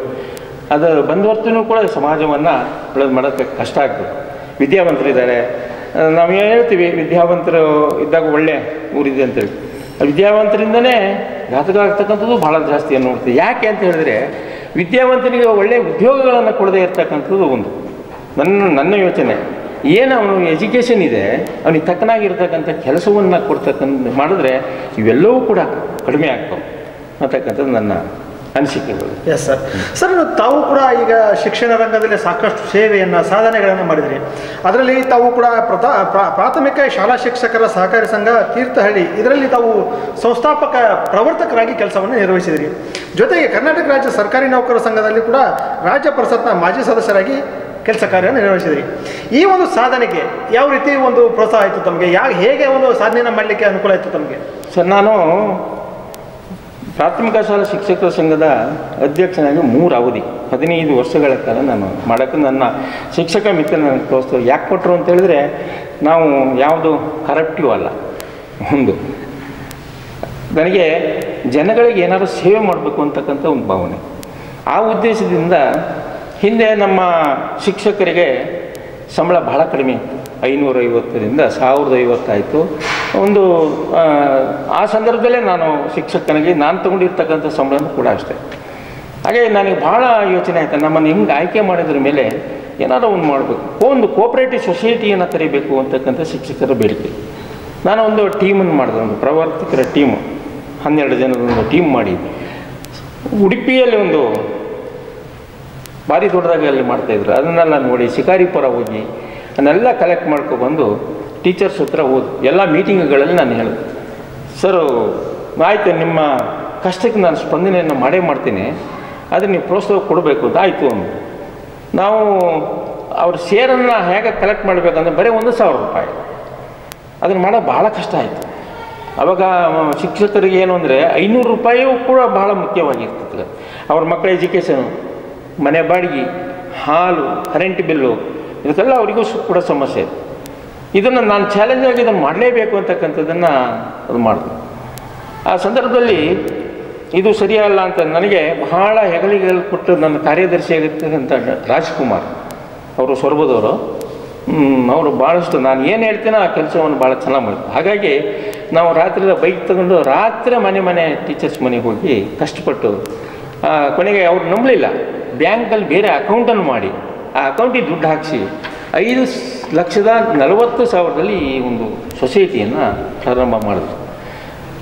ಹಾಗಾಗಿ ಅದು ಭಾರಿ ದೊಡ್ಡ ಹೆಮ್ಮರವಾಗಿ ಬೆಳೆದಿದೆ. ಈಗ ನಾನು ಪ್ರಾರಂಭ ಮಾಡಿರ್ತಕ್ಕಂಥ ನಾನಾದರೂ ಕೂಡ ನನಗೇನಂದರೆ ಎಲ್ಲ ಹುದ್ದೆಗಳು ನನಗೆ ಬೇಕು ಅಂತ ಆಸೆ ಇಲ್ಲ. ನಾನು ಯಾಕಂದರೆ ಪ್ರಾಥಮಿಕ ಶಾಲಾ ಶಿಕ್ಷಕರ ಸಂಘದ ಅಧ್ಯಕ್ಷರು, ನೌಕರ ಸಂಘದಲ್ಲಿ ಉಪಾಧ್ಯಕ್ಷರು, ಇವನ್ನೆಲ್ಲ ಹುದ್ದೆಯನ್ನು ಇಟ್ಕೊಂಡು ಕೆಲಸ ಮಾಡೋಕ್ಕೆ ಯಾರಲ್ಲೂ ಮಾಡಿಬಿಡು. ಇಲ್ಲಿ ನಮ್ಮ ಮಹಾಬಲೇಶ್ವರ ಹೆಗಡೆ ಅಂತ ಅವ್ರದ್ದು ಒಂದು ಟೀಮ್ ರೆಡಿ ಆಯಿತು. ಅವರು ಬಂದವರು ಭಾಳಷ್ಟು ಮಾಡಿದ್ದಾರೆ. TST ಬಸ ತೀರ್ಥಹಳ್ಳಿಯಲ್ಲಿದೆ. ಈಗ ಮೊನ್ನೆ ಒಂದು 14 ಕೋಟಿಯದು ಒಂದು ಬಿಲ್ಡಿಂಗನ್ನು ಕೂಡ ಕೊಟ್ಟಿದ್ದು. ನಮ್ಮನ್ನು ಕರೆದಿದ್ದರು, ನಾನು ಹೋಗಿದ್ದೆ ಎಲ್ಲಿ ತೀರ್ಥಹಳ್ಳಿಯಲ್ಲಿ. ಭಾಳ ಚೆನ್ನಾಗಿ ನಡ್ಕೊಂಡು ಹೋಗಿದ್ದೆ. ಅದಕ್ಕೆ ಪ್ರಾರಂಭ ನಾನು ಮೂಲ ಕಾರ್ಯಕರ್ತರು ಹೌದು. ಇದಕ್ಕೆ ನನಗೆ ಎಲ್ಲ ಟೀಚರ್ಸು, ಆಮೇಲೆ ನನಗೆ BO ಆಗಿರ್ತಕ್ಕಂಥ ಪ್ರಕಾಶ್ ಅವರು ಭಾಳಷ್ಟು ಉತ್ತೇಜನ ಕೊಟ್ಟರು. ಹೀಗೆ ನಮಗೆ ಅಧಿಕಾರಿಗಳ ವರ್ಗದಿಂದನೂ ಕೂಡ ನಾವು ಹೆಲ್ಪ್ ಮಾಡೋದು. ಹಾಗಾಗಿ ಅದನ್ನು ಮಾಡೋದಕ್ಕೆ ಅನುಕೂಲ ಆಯಿತು. ಈಗ ಟೀಚರ್ಸ್ ನೆಮ್ಮದಿಲಿ ಇರೋದಕ್ಕೊಂದು ಅನುಕೂಲ ಆಗಿದೆ. ಅದು ಮಾಡಲಿಕ್ಕೆ ತುಂಬ ಸಂತೋಷ ಆಯಿತು ಮಾಡಿದ್ದಕ್ಕೆ. ಸಂತೋಷ. ನನಗೆ ಇವತ್ತು ಎಲ್ಲೇ ನಾನು ಈಗ ಶಿವಮೊಗ್ಗ ಹೋಗ್ಬಿಟ್ರೆ ಬೇರೆ ಜನ ಇಲ್ಲದ್ರೆ ಎಷ್ಟೋ ಜನ ಮಾಸ್ಟರ್ ಸಿಗ್ತಾರೆ. ನೀವು ಚನ್ನಗಿರಿ ಹೋಗಿ ಅಲ್ಲಿ ಸಿಗ್ತಾರೆ. ಎಲ್ಲ ಇಲ್ಲಿಂದ ಹೋಗಿರ್ತಕ್ಕಂಥದ್ದು ಮಾತಾಡಿಸ್ತಕ್ಕಂಥದ್ದು. ನೀವು ಬೆಂಗಳೂರಲ್ಲಿ ಹೋದರೂ ಕೂಡ ನನಗೆ ಸಿಗ್ತಾರೆ. ಅಷ್ಟು ಪರಿಚಯವನ್ನು ಇಟ್ಕೊಂಡು ಒಂದು ಸಮಾಜ ಸೇವೆಯಲ್ಲಿ ತೋರಿಸ್ಕೊಂಡು ಬಂದಿರ್ತಕ್ಕಂಥದ್ದು. ಆಮೇಲೆ ಟೀಚರ್ ಸಂಘದಲ್ಲೂ ಕೂಡ ಅಷ್ಟೇ. ನಾನು 3 ಅವಧಿಯಲ್ಲಿ ನಿಂತರೂ ಕೂಡ ನನ್ನ ಜೊತೆಲಿ ಯಾರೂ ಬರಲಿಲ್ಲ. ನಮ್ಮದೊಂದು ಟೀಮ್ ಬರ್ತಿತ್ತು. ಟೀಮ್ ಬರೆದಿದ್ದರೂ ಕೂಡ ನನಗೆ ಪ್ರೋತ್ಸಾಹವನ್ನು ಕೊಡ್ತಕ್ಕಂಥವ್ರು ಎಲ್ಲರೂ ಕೂಡ ನೀವೇ ಇರಬೇಕು ಅಂತಕ್ಕಂಥದ್ದು. ನಾನು ಆ ಕೆಲಸವನ್ನು ಮಾಡಿ ತೋರಿಸ್ತೀನಿ. ನೀವು ಯಾವುದೇ ಶಿಕ್ಷಕರನ್ನ ರಂಗಪೌಡರು ಅಂದರೆ ಯಾರು ಅಂತಕ್ಕಂಥದ್ದನ್ನು ಇಡೀ ತಾಲೂಕು ಹೇಳ್ತಕ್ಕಂಥ ಕೆಲಸ ಟೀಚರ್ಸ್ನಲ್ಲಿ ಮಾಡಿದ್ವಿ. Yes sir. ಸರ್, ಇನ್ನು ತೀರ್ಥಹಳ್ಳಿ ತಾಲೂಕು ಒಕ್ಕಲಿಗರ ಸಂಘದಲ್ಲಿ ಕೂಡ ತಾವು ಖಜಾಂಚಿಗಳಾಗಿ ಸೇವೆಯನ್ನು ಕೊಟ್ಟಿದ್ರಿ. ಆ ಒಂದು ಸೇವೆಯನ್ನು ಕೊಡಲಿಕ್ಕೆ ಯಾವ ರೀತಿ ಒಂದು ಪ್ರೋತ್ಸಾಹ ಇದು ಬಂತು, ಮತ್ತು ಯಾವ ರೀತಿ ಕೆಲಸ ಕಾರ್ಯಗಳನ್ನು ಮಾಡಲಿಕ್ಕೆ ಅನುಕೂಲ ಆಯಿತು ತಮಗೆ? ಸರಿಗ ನಾನು ಅಲ್ಲಿ ಹೋಗಬೇಕು ಅಂತ ಇಚ್ಛೆ ಪಟ್ಟಿರಲಿಲ್ಲ. ನಂದು ರಿಟೈರ್ಡ್ ಆಗಿ ಮನೇಲಿದ್ದೆ. ನನಗೆ ಈ ಭಾಗದಲ್ಲಿ ಎಲ್ಲ ಒಕ್ಕಲಿಗರುಗಳು ಇದ್ದಾರೆ. ಕೋಣಂದು ನಾನು ಹೆಚ್ಚಿಗೆ ಕೆಲಸ ಮಾಡಿರ್ತಕ್ಕಂಥ 25 ವರ್ಷ ಮಾಡಿದ್ದೆ. ಅಲ್ಲಿ ನಮ್ಮ ಸ್ನೇಹಿತರೆಲ್ಲ ಸೇರಿ ಫೋನ್ ಮಾಡಿ ಕರೆಸಿದ್ರು. ನಾನು ಸಾಧ್ಯವೇ ಇಲ್ಲ ಅಂದರೆ, ಯಾಕೆಂದರೆ ತೊಡಸ್ಕೊಂಡ್ರೆ ಅಲ್ಲೇ ಇರಬೇಕಾಗ್ತದೆ. ನಾನು ಅಲ್ಲಿ ಹೋದ್ರ ಮೇಲೆ ಒಳ್ಳೆ ಕೆಲಸ ಮಾಡಬೇಕು. ಇಲ್ಲ, ನೀವು ಬಂದು ನಿಲ್ಲೇಬೇಕು ಅಂತಕ್ಕಂಥದ್ದನ್ನು ಆಯಿತು. ಅಲ್ಲಿ ಹೋದ್ರ ಮೇಲೆ ಕೆಲವಷ್ಟು ಜನ ವಾಪಸ್ ತೊಗೊಂಡ್ರು. ಎಲ್ಲ ಇದಾಯಿತು. ನಮಗೆ ಮೆಂಬರಾಗಿ ಆಯ್ಕೆ ಆದ್ರ ಮೇಲೆ ಇಲ್ಲ ಒಂದು ಪೋಸ್ಟು, ಖಜಾನ್ಸಿ ಪೋಸ್ಟನ್ನು ಕೊಡ್ತೀವಿ ಮಾಸ್ಟರ್ ನೀವು ಮಾಡಿ ಅಂತಕ್ಕಂಥದ್ದನ್ನು ನಾನು 5 ವರ್ಷ ಒಳ್ಳೆ ರೀತಿಯಲ್ಲಿ ನಡೆಸ್ಕೊಂಡು ಬಂದಿರತಕ್ಕಂಥದ್ದು. ಅದ್ರ ಜೊತೆಯಲ್ಲಿ ನನಗೆ ಎಜುಕೇಷನ್ ನಾನು ಅಲ್ಲಿ ಒಂದು ಹಾಸ್ಟೆಲ್ ಮಾಡಬೇಕು ಅಂತ ಒಂದು ಕಲ್ಪನೆ ಇತ್ತು. ನನಗೆಲ್ಲ ಹೆಚ್ಚಿನ ಬಲವಾಗಿರ್ತಕ್ಕಂಥ ನಮ್ಮ ಹೊರತು ಶ್ರೀನಿವಾಸ್ ಗೌಡರು ಭಾಳ ವಯಸ್ಸಾಗಿರ್ತಕ್ಕಂಥ ಹಲವು ಈ ಸರಿ ಎಕ್ಸ್ಪರ್ಟ್ ಆದರು. ಅವ್ರು ಭಾಳ ವರ್ಷ ಒಕ್ಕಲಿಗ ಸಂಘದಲ್ಲಿದ್ದರು. ಆಮೇಲೆ ಹುಣಜೆ ಕಿರಣ್ ಈಗ ಜನತಾ ದಳದ ಅಧ್ಯಕ್ಷರು, ತಾಲೂಕು ಅಧ್ಯಕ್ಷರು, ಅವರು ನನ್ನ ಬಗ್ಗೆ ಭಾಳ ವಿಶ್ವಾಸನಿಟ್ಟು ಯಾಕೆ ಇಟ್ಕೊಂಡ್ರೆ ಗೊತ್ತಿಲ್ಲ. ಆದರೆ ಯಾವಾಗ ಈಗ ಕರೆದರೂ ಕೂಡ ಗೌಡ್ರ ಅಂತಕ್ಕಂಥ ಮಾತಾಡ್ತಕ್ಕಂತಹ ಒಬ್ಬ ಕಿರಣ್ ಅವರು ಅಧ್ಯಕ್ಷರಾಗಿದ್ದರು. ಅವ್ರಿಗೆ ಹೇಳಿದೆ, ಅಧ್ಯಕ್ಷರು ನಾನು ಸಲಹೆ ಕೊಡ್ತೀನಿ ಅದರಂತ ಮಾಡೋ ಅಧ್ಯಕ್ಷರು ಅಂತೇಳಿ ಹೆಚ್ಚಿಗೆ ಸಲಹೆಗಳನ್ನು ನಾನು ಕೊಡ್ತಿದ್ದೆ. ಇನ್ನೊಬ್ಬರು ಅಂಬಳಿಕೆ ಗಿರೀಶ್ ಅಂತೇಳಿ ಒಂದು ಹಾಸ್ಟೆಲ್ ಕಟ್ತಕ್ಕಂಥ ಯೋಚನೆ ಮಾಡೋದು. ನಮ್ಮಲ್ಲಿ ಬೆಟಮಕ್ಕಿ ಅಂತ ಇದೆ, ಬೆಟಮಕ್ಕಿಯಲ್ಲಿ ಸೆಂಟ್ರಲ್ ಸಿಲೆಬಸ್ ಇದೆ. ಆಮೇಲೆ ಇಲ್ಲಿ ಸ್ಟೇಟ್ ಸಿಲೆಬಸ್ ಒಕ್ಕಲಿಗ ಸಂಘದಲ್ಲಿ ಟೀಚರ್ಸು ಭಾಳ ನುರಿತ ಟೀಚರ್ಸುಗಳು ಕೂಡ ಇದ್ದಾರೆ. ಅದರ ಜೊತೆಯಲ್ಲಿ ನಾವೊಂದು ಸಮುದಾಯ ಭವನವನ್ನು ಮಾಡಬೇಕು ಅಂತ ನಾನಿದ್ದಾಗಲೇ ಅದಾಗಿರ್ತಕ್ಕಂಥದ್ದು ಫೌಂಡೇಶನ್ ಹಾಕಿದೆ. ನಾವೇ ಇರಬೇಕು ಅಂತಕ್ಕಂಥದ್ದು ಏನಿಲ್ಲಲ್ಲ, ಬೇಕಾದಷ್ಟು ಜನ ಇದ್ದಾರೆ. ನಾವು ಎಲ್ಲದೂ ನಾವು ಮಾಡಬೇಕು ಅಂತಕ್ಕಂಥದ್ದಲ್ಲ, ಪ್ರಾರಂಭ ಮಾಡಬೇಕು ಅಂತಕ್ಕಂಥ ಒಂದು ಚಿಂತನೆ ಮಾಡೋದು. ಎಲ್ಲ ಹೇಳಿದ್ರು, ಏನು ರೀ ನೀವು ಅವನ್ನೆಲ್ಲ ಹೇಳ್ತೀರಿ, ದುಡ್ಡು ಅಲ್ರಿ ಇದು, ಕೋಟಿಗಟ್ಟಲೆ ದುಡ್ಡಿಂದು ಆಗುತ್ತಾ ಇದು ಅಂತಕ್ಕಂಥ ಪ್ರಶ್ನೆಗಳು. ನಮ್ಮ ಅಂಬಳಿಕೆ ಗಿರೀಶು, ಕಿರಣು, ಸುಧೀರು ಅಂತಕ್ಕಂಥ ಕಾರ್ಯದರ್ಶಿ ಎಲ್ಲ ಸಾಧ್ಯ ಇಲ್ಲ, ಅದನ್ನು ಮಾಡಲೇಬೇಕು, ಇಳಿಬೇಕು ಅಂತೇಳಿ. ಈಗ ನಾವು ಅಲ್ಲಿ ಮಾಡಿದ್ದೀವಿ. ನೀವು ತುಂಗಾ ಕಾಲೇಜು ಪಕ್ಕದಲ್ಲಿ ಹೋದ್ರೆ ಒಂದು ದೊಡ್ಡ ಬಿಲ್ಡಿಂಗ್ ಕಾಣಿಸ್ತದೆ. ನೀವು ಅಲ್ಲಿ ಸೇತುವೆ ದಾಟಿದ ತಕ್ಷಣವೇ ಅದು 80 ಪಿಲ್ಲರ್ ಇದೆ. ನಾವು 15 ಕೋಟಿದು ಒಂದು ಯೋಜನೆಯನ್ನು ಮಾಡಿ ಅದನ್ನು ಮಾಡಿ ಪಿಲ್ಲರೆಲ್ಲ ಹಾಕಿ ಅದಾದಮೇಲೆ 5 ವರ್ಷ ಮುಗೀತು. ನಾವು ಈ ಕಡೆ ಬಂದು ಆದರೂ ಕೂಡ ನಾವಲ್ಲಿ ಹೋಗಿ ಬರ್ತಕ್ಕಂಥದ್ದು ನಮ್ಮವ್ರು ಇದ್ದಾರೆ. ಪ್ರಭಾಕರ್ ಬಾಳೆಹಳ್ಳಿ ಅವರು ಅಧ್ಯಕ್ಷರೀಗ, ಹಿಂದಿನ ಸರಿ ಲೇಡಿ ಒಬ್ಬರು ಸುಜಿನಿ ಅವರು, ಎಲ್ಲ ಒಕ್ಕಲಿಗ ಸಂಘ ಭಾಳ ಚೆನ್ನಾಗೇ ನಡೀತಾ ಇದೆ. ಸ್ಕೂಲು ಕೂಡ ಅಷ್ಟೇ ಒಳ್ಳೆ ರಿಸಲ್ಟ್ ಬರ್ತಾಯಿದೆ. ಈಗೊಂದು ಸುಮಾರು 2000 ಜನ ಮಕ್ಕಳು ಬರ್ತಾ ಇದ್ದಾರೆ. ಇದು ಒಕ್ಕಲಿಗರ ಸಂಘ. Yes sir. ಸರ್, ಇನ್ನು ತಾವು ಒಂದು ರಾಜಕೀಯ ಪಕ್ಷದಲ್ಲೂ ಕೂಡ ತಮ್ಮನ್ನು ತಾವು ಗುರುತಿಸ್ಕೊಂಡಿದ್ರಿ. ಈ ಒಂದು ಕರ್ನಾಟಕ ರಾಜ್ಯ ಸರ್ಕಾರ ಈ 5 ಗ್ಯಾರಂಟಿ ಯೋಜನೆಯನ್ನು ತಂದಂಥದ್ದು ತಮ್ಮ ಭಾಗದಲ್ಲಿ ಯಾವ ರೀತಿ ಒಂದು ಜನರ ಒಂದು ಅಪೇಕ್ಷೆ ಇದೆ, ಯಾವ ರೀತಿ ಒಂದು ಜನರ ಒಂದು ಒಡನಾಡಿ ಮಾತಾಡಿದ್ದಾರೆ ಸರ್ ಇದ್ರ ಬಗ್ಗೆ? ಇಲ್ಲ, ಒಳ್ಳೆಯದಿದೆ. ಇದು ಈ ಗ್ಯಾರಂಟಿ ಅಂತಕ್ಕಂಥದ್ದು ಏನಾಗಿದೆ ಅಂತ ಹೇಳಿದ್ರೆ ಮನೆಗೆ ಹೋಗಿ ಹಣ ಕೈ ಸೇರ್ತಕ್ಕಂಥದ್ದು. ಈಗ ಸರ್ಕಾರ ನಮಗೆ ಏನೂ ಮಾಡಿಕೊಟ್ಟಿಲ್ಲ ಅಂತಕ್ಕಂಥದ್ದು ಕೆಲವು ಹೇಳ್ತಾರೆ. ಈಗ ಕನಿಷ್ಠ ಅಂತ ಹೇಳಿದ್ರೆ ಒಂದು ವರ್ಷದಲ್ಲಿ ಅವ್ರು ಮಾಡಿರ್ತಕ್ಕಂಥ ಯೋಜನೆ ಒಂದು 40-50 ಸಾವಿರ ರೂಪಾಯಿ ಒಂದು ಮನೆಗೆ ಬರ್ತಕ್ಕಂಥದ್ದು ಹೆಚ್ಚು ಕಡಿಮೆ. ಕರೆಂಟು ಬಿಲ್ಲಿಂದ ಇರ್ಬೋದು, ಈ ಗೃಹಲಕ್ಷ್ಮಿದು, ಇನ್ನು ಯುವ ಯೋಜನೆದು, ಇವೆಲ್ಲವೂ ಸೇರಿದ್ರೆ, ಇನ್ನು ಬಸ್ಸಿಂದು ಎಲ್ಲ ಸೇರಿದ್ರೆ ಬಹುಶಃ ನಮ್ಮ ಅಲ್ಲಾಡಿನಲ್ಲಿ ಬಸ್ ಇಲ್ಲ. ನಿಮ್ಮ ಏರಿಯಾದಲ್ಲಿ ಹೋದರೆ ಇಷ್ಟು ಜನ ಹೆಣ್ಣುಮಕ್ಕಳಿಗೆ ಅನುಕೂಲ ಆಗಿದೆ. ಬಸ್ಸಲ್ಲಿ ಎಲ್ಲೆಲ್ಲೂ ಹೋಗ್ತಿರಲಿಲ್ಲ. ತಿರುಪತಿ ದೇವಸ್ಥಾನಗಳನ್ನು ಇದನ್ನೆಲ್ಲ ಸರ್ಕಾರ ಒಳ್ಳೆಯ ಯೋಜನೆಯನ್ನು ಮಾಡಿದೆ. ಜನ ಏನು ಹೇಳ್ತಾರೆ ಅಂದರೆ ಇದ್ರ ಬಗ್ಗೆ ನಾನು ಅದೇ ಪಕ್ಷದಲ್ಲಿ ಇದ್ದುಕೊಂಡು ನಾನು ಮಾತಾಡ್ತೀನಿ ಅಂತಕ್ಕಂಥದ್ದಲ್ಲ. ನಿಮಗೆ ಆದರೆ ಒಳ್ಳೆಯ ಸರ್ಕಾರ ನಡಿಬೇಕು ಅಂತಕ್ಕಂಥದ್ದು ನಮ್ಮ ಈಗ ಬಹುಶಃ ನಿಮಗೆ ಸಿದ್ದರಾಮಯ್ಯ, ಡಿ ಕೆ ಶಿವಕುಮಾರ್ ಒಳ್ಳೆಯ ಆಡಳಿತವನ್ನು ಕೊಡ್ತಾರೆ. ಬಹುಶಃ ಸಿದ್ದರಾಮಯ್ಯನ ಮೊದಲು ನಾವು ಏನು ಅಂತ ತಿಳ್ಕೊಂಡ್ವಿ. ಆದರೆ ಸರ್ಕಾರವನ್ನು ನಡೆಸ್ತಕ್ಕ ಒಬ್ಬ ಯೋಗ್ಯವಾಗಿರ್ತಕ್ಕಂಥವನು, ಯಾರಿಗೆ ಹೆದರ್ತಕ್ಕಂಥ ಕೆಲವು ಏನು ಮಾಡ್ತಾರೆ ಅಂದರೆ ಅಲ್ಲಿ ಹೋಗಿರ್ತಾರೆ, ಮಾತಾಡೋಕ್ಕೂ ಹೆದರಿಕೆ, ಮರ ಮೇಲಿನವರು ಅವ್ರದ್ದು ಕೇಂದ್ರ ಸರ್ಕಾರದವ್ರು ಏನೋ ಹೇಳ್ತಾರೆ ಅಂತಕ್ಕಂಥ ಭಯ ಪಡ್ತಕ್ಕಂಥ ನನಗೆ ಏನು ನ್ಯಾಯ ಬೇಕೋ ಅದನ್ನು ಮಾಡ್ಕೊಂಡು. ಆದರೆ ಅದರಲ್ಲಿ ಕರಪ್ಟಿನೂ ಕಡಿಮೆ ಇದೆ. ನಾವು ಹಿಂದಿನ ಸರ್ಕಾರದಲ್ಲಿ ನೋಡಿದ್ವಿ, ಅವರೇ ಒಪ್ಕೊಂಡಿರ್ತಕ್ಕಂಥದ್ದು 40% ಅಂತಕ್ಕಂಥದ್ದು. ಇವನ್ನೆಲ್ಲ ನೋಡಿದಾಗ ಜನಕ್ಕೆ ಏನಾಗ್ತದೆ, ಆ ರೀತಿಯಾಗಿ ಅವ್ರನ್ನೂ ಸರ್ಕಾರವನ್ನು ಚೇಂಜಸ್ ಮಾಡಿದ್ದಾರೆ. ಸರ್ಕಾರ ನಡೆಸೋದು ಭಾಳ ಕಷ್ಟ ಇದೆ. ಆದರೂ ಕೂಡ ಈಗಿನ ಸರ್ಕಾರ ಈ ಗ್ಯಾರಂಟಿ ಕೊಟ್ಟಿದ್ದರಿಂದ ಜನಕ್ಕೆ ಅನುಕೂಲ ಆಗಿದೆ. ಹೇಗೆ ಅನುಕೂಲ ಆಗಿದೆ ಸರ್? ಯಾವ ರೀತಿ ತಮ್ಮ ಅಭಿಪ್ರಾಯನ ವ್ಯಕ್ತಪಡಿಸ್ತಾರೆ ತಮ್ಮ ಮುಂದೆ? ಇಲ್ಲ, ನಮಗೆ ದುಡ್ಡು ಬಂದಿದೆ 2000 ರೂಪಾಯಿ. ಇದರಿಂದ ನಮ್ಮ ಮಕ್ಕಳಿಗೆ ಫೀಸು, ನಾವು ಗಂಡಸರ ಹತ್ರನೇ ದುಡ್ಡು ಕೇಳಬೇಕಾಗಿತ್ತು. ಎಲ್ಲಿಗೆ ನಾನು ಎಲ್ಲ ತೀರ್ಥಹಳ್ಳಿ ಹೋಗ್ಬೇಕಂದ್ರೆ ದುಡ್ಡು ಅಂತಿದ್ರು. ನಮ್ಮದೇ ಆಗಿರ್ತಕ್ಕಂಥದ್ದು ನಮಗೆ ಬರ್ತದೆ ಹೆಣ್ಮಕ್ಳಿಗೆ. ಹಾಗಾಗಿ ಅವ್ರನ್ನ ಕೇಳುವ ಪ್ರಶ್ನೆನೇ ಇಲ್ಲ. ಈಗ ಫೀಸ್ ಕಟ್ತಾನೇ ಇರಲಿಲ್ಲ ಕೆಲವರು, ಬೇರೆ ಬೇರೆ ಹವ್ಯಾಸಗಳು ಅವು ಇವನ್ನ ಇಟ್ಕೊಂಡಿರ್ತಕ್ಕಂಥವ್ರು. ಹಾಗಾಗಿ ಹೆಣ್ಮಕ್ಳಂತೂ ಭಾಳ ಸಪೋರ್ಟಿವ್ ಆಗಿದ್ದಾರೆ, ಭಾಳ ಒಳ್ಳೆಯದು ಅಂತಕ್ಕಂಥದ್ದನ್ನು ಕೂಡ ಅದನ್ನು ಮಾಡ್ತಾರೆ. ಈ ವಿದ್ಯುತ್ತಿನ ಬಗ್ಗೆ ಈಗ ಕರೆಂಟ್ ಹೋದಾಗ ಒಂದು ಫ್ಯೂಸ್ ಅನ್ನ ತಕೊಂಡು ಹೋಗುವಂತ ವಿಚಾರ ಇತ್ತು ಮೊದಲು. ಈ ಫ್ರೀ ಆದ ನಂತರದಲ್ಲಿ ಜನ ಯಾವ ರೀತಿ ತಮಗೆ ರೆಸ್ಪಾನ್ಸ್ ಮಾಡ್ತಾರೆ? ಜನ ಅದು ಏನಾಗ್ಬಿಟ್ಟಿದೆ ಅಂತ ಹೇಳಿದ್ರೆ ಆ ಕಲ್ಪನೆಗೆ ಹೋಗೋದಿಲ್ಲ ಅವರು, ಹಿಂಗೆ ಇತ್ತು ಅಂತಕ್ಕಂಥದ್ದು. ಈಗಿನ ಈ ಇತ್ತೀಚಿನ ಸಮಾಜದ ಮಕ್ಕಳು ಯಾವ ರೀತಿ ಬಂದಿದ್ದಾರೆ ಅಂತ ಹೇಳಿದ್ರೆ ಕಷ್ಟಪಡ್ತಕ್ಕಂಥದ್ದು ಗೊತ್ತಿಲ್ಲ. ಹಿಂದೆ ಅದ್ರ ಬೆಲೆ ಗೊತ್ತಿರ್ತಿತ್ತು. ಹಾಗಾಗಿ ಅಯ್ಯೋ ನಮ್ಮ ಮನೆ ಫೀಸ್ ಕೇಳಕ್ಕೆ ಬಂದ್ದಾರೆ ಅಂತ ಹೇಳಿದ್ರೆ ಎಷ್ಟೋ ಗಲಾಟೆಗಳಾಗ್ತಿದ್ವು, ದುಡ್ಡು ಕಟ್ಟಕ್ಕೆ ಇರ್ತಿರ್ಲಿಲ್ಲ. ಇದನ್ನು ಫ್ರೀ ಮಾಡಿದ್ರಿಂದ ಅದರ ಏನೇ ಇಲ್ಲ ಅನ್ನುವಂಥದ್ದು. ಹೌದು. ಹಾಂ, ಆಮೇಲೆ ನಮಗೆ ಮೋಟ್ರುಗಳಿವೆ. ಹಿಂದೆ ಮೋಟ್ರುಗಳನ್ನು ಸ್ಯಾಂಕ್ಷನ್ ಮಾಡಿ ತೊಗೊಂಡೇ ಮೋಟ್ರ್ ಹಾಕಬೇಕಾಗಿತ್ತು. ಈಗ ಎಲ್ಲೂ ಇಲ್ಲ, ಸ್ಯಾಂಕ್ಷನ್ನೂ ಇಲ್ಲ, ಏನೂ ಇಲ್ಲ. ಮೋಟ್ರ್ ತಂದ, ವಯರ್ ಎಳೆದ, ಕರೆಂಟ್ ತೊಗೊಂಡ, ಅಷ್ಟೊಂದು ಸವಲತ್ತುಗಳನ್ನು ಕೊಡ್ತಕ್ಕಂಥದ್ದು. ಅದು ಬೇರೆ. ಅದು ಯಾಕಂತ ಹೇಳಿದ್ರೆ ಗೊತ್ತಿಲ್ಲದೆ ಮಾಡ್ತಕ್ಕಂಥ ಕೆಲಸಗಳು. ಸ್ಯಾಂಕ್ಷನ್ ಆಗಿರ್ತಕ್ಕಂಥಕ್ಕೂ ಕೂಡ ಮೋಟ್ರಿಗೆ 10 HP ಒಳಗೆ ಬಿಲ್ಲಿಲ್ಲ. ಎಲ್ಲ ಭಾಳ ಅನುಕೂಲ ಆಗಿದೆ. ಕೆಲವು ಅದಕ್ಕೂ ಹೇಳ್ತಾರೆ ಬೇರೆದು ಕರೆಂಟ್ ಕಡಿಮೆ ಮಾಡಿದ್ರು, ಬೇರೆದ್ರಲ್ಲಿ ಜಾಸ್ತಿ ಮಾಡಿದ್ರು ಅಂತೇಳಿ. ಅದು ಅನಿವಾರ್ಯ, ಯಾವ ಸರ್ಕಾರ ಇದ್ದರೂ ಕೂಡ ಮಾಡ್ತಿತ್ತು. ಈ ಫ್ರೀ ಕೊಟ್ಟಿದೆಯಲ್ಲ, ಅದು ತುಂಬ ಅನುಕೂಲ ಆಗಿದೆ, ಎಷ್ಟೋ ಜನಕ್ಕೆ ಅನುಕೂಲ ಆಗಿದೆ. Yes sir. ಅದೇ ರೀತಿ ಸರ್, ಈಗ ತಮ್ಮ ಒಂದು ವೃತ್ತಿ ಜೀವನದಲ್ಲಿ ಈ ಒಂದು ಸಹಕಾರಿ ರಂಗದ ಜೊತೆಗೆ ರಾಜಕೀಯ ರಂಗದ ಜೊತೆಗೆ ಸಾಮಾಜಿಕವಾಗಿ ಸಾಕಷ್ಟು ಒಂದು ಕೊಡುಗೆಯನ್ನು ಕೊಟ್ಟಿದ್ದೀರಿ. ಆ ಒಂದು ಕೆಲಸ ಕಾರ್ಯಗಳನ್ನು ಹೇಗೆ ತಾವು ಮಾಡಲಿಕ್ಕೆ ಸಾಧ್ಯ ಇದೆ ಸರ್? ಸರ್, ಅದು ನನ್ನ ಮನಸ್ಸಿನಲ್ಲೇ ಬಂದಿದೆ.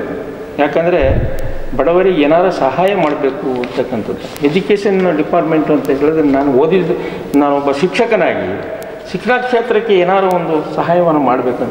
ಉದಾಹರಣೆಗೆ ನಮ್ಮ ಊರು ಶಾಲೆ ಇದೆ, ಇಲ್ಲೇ 7ನೇ ತರಗತಿವರೆಗೂ ಇದೆ.